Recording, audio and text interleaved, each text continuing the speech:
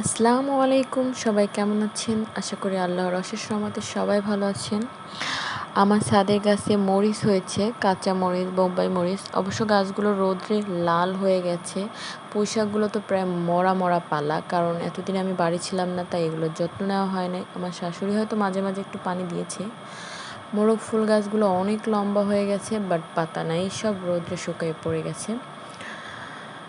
Hello viewers, সবাই কেমন আছেন? আমার ভিডিওটি ভালো লাগলে অবশ্যই সুন্দর একটা কমেন্ট করে যাবেন এবং বেশি ভালো লাগলে শেয়ার করবেন।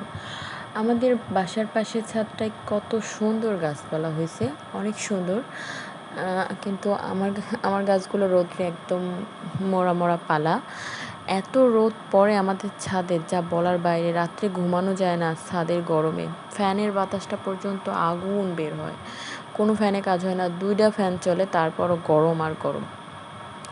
এ কারণে আমি প্রতিদিন বিকালে একটু পানি দিই। যেই আসরের আজানটা দেয় তখন রোদটা কমে যায়, তখন আমি পানি দিই। পানি দিলে একটু রাত্রে ঘুমানো যায়, ফ্যানের বাতাসটা ঠান্ডা ঠান্ডা বয় আর কি। না হলে একদম ঘুমানোই যায় না, অনেক গরম লাগে। পানি টানি দিয়ে আবার আমার এদিকে রান্নার একটু ঘুষ করতে হবে, কারণ আমাদের বাসায় আজকে সন্ধ্যার পরে কয়টা বাচ্চা ছেলেরা খাবে আর কি। ওরা আর কি মাদ্রাসায় পড়ে, তো ওদের দাওয়াত দিয়েছিলাম, এর জন্য একটু রান্নাবান্না করতে হবে। আমার হাজব্যান্ড মুরগি আনছিল, তো মুরগিটা আমার শাশুড়ি কাটতে করতে ধুয়ে দিচ্ছে, আমি রান্না করতেছিলাম। মুরগির গোশ আর হলো পাতলা ডাল, এই দুটোই হবে, এর বেশি কিছু না। মানে হঠাৎ করে এইটা আয়োজনটা হচ্ছে, এই জন্য বেশি কিছু করা যায় নাই। আল্লাহর রহমতে যেটা আল্লাহ আর কি আমাদেরকে যতটুকু ইচ্ছা দিয়েছে ততটুকু পরিমাণ করার চেষ্টা করেছি, আলহামদুলিল্লাহ। তবে বাচ্চাগুলোরা খেয়ে অনেক খুশি হয়েছে, তাদের মুখের হাসিটাই বড় জিনিস।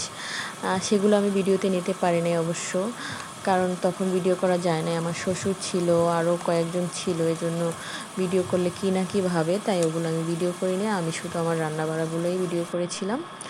অবশ্য ভিডিওটা ভালো লাগলে আপনারা লাইক, কমেন্ট, শেয়ার করে দিবেন। আমি আবার রান্না বসাইয়া ওদিকে আবার আমার ছেলে কান্না করতেছিল, ওকে নিয়ে একটু ঘুরতে বেরোছি আমাদের পিছনের বাগানে। আমাদের বাগানটা কিন্তু অনেক সুন্দর, মানে বলতে গেলে একদম পার্কের মতন। যদি কয়েকটা বৈঠকখানা বানানো যেত তাহলে প্রায় পার্কের মতনই হইতো। আপনাদেরকে পুরা ঘুরিয়ে দেখাইতে পারি নাই, কারণ আমার ছেলে কোলে ছিল আর সন্ধ্যা হয়ে আসছে, মাগরিবের আজান দিবে, আমি আর ভিতরে ঢুকতে পারি নাই। আমাদের ছোলম গাছে 4টা ছোলম হয়েছে, একে বলে জাম্বুরা, অবশ্য আমাদের এখানে বলে ছোলম। কার গ্রামে কি বলে কমেন্টে জানাবেন। বাগানটা ভিতরে আরও সুন্দর, তবে আমি বেশি ভিতরে যাই নাই। এখানে কোলার পাশ বাতাস আসে, অনেক গরমে অনেক সুন্দর লাগে, অনেক ভালো।